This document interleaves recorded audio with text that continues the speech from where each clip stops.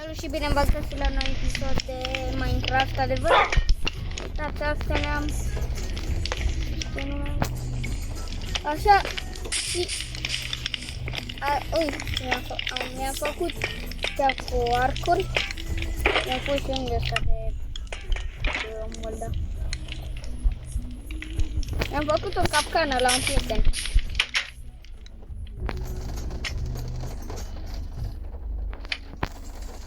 Când se oprește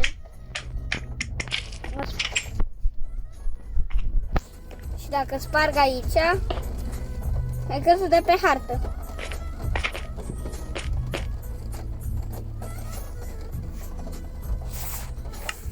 Să pun înapoi asta.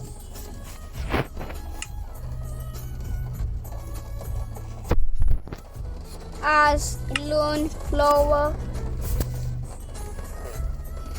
Am vrut să fie soare, dar dorul Dumnezeu. Așa. Și după casa mea am 3 hăți.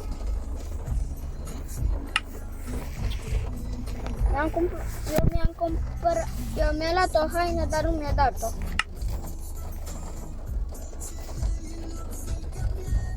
Uite, am 3 hăți. Este o casă. I-am scris eu sau...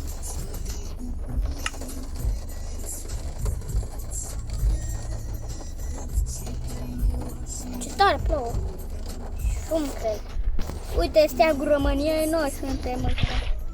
Nu. Noi suntem români.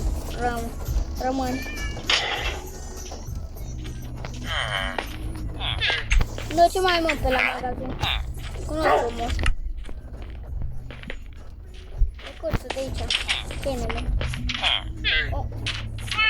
Avem și un spălat. Uite, de care să ajung.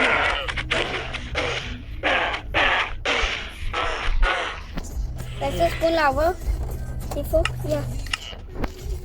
O, ce mi-a dat skin-ul ăsta? Vreau să mă fac ninja? Stai să mă fac ninja.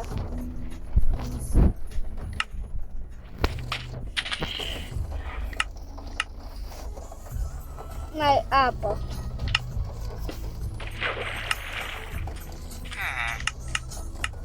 Uite, avem totul. Am ăsta.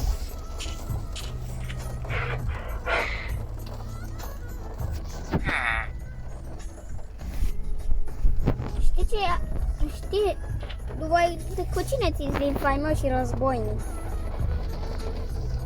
Dacă mă uitați la emisiunea aia, Survivor România 2021. Uite, 2021.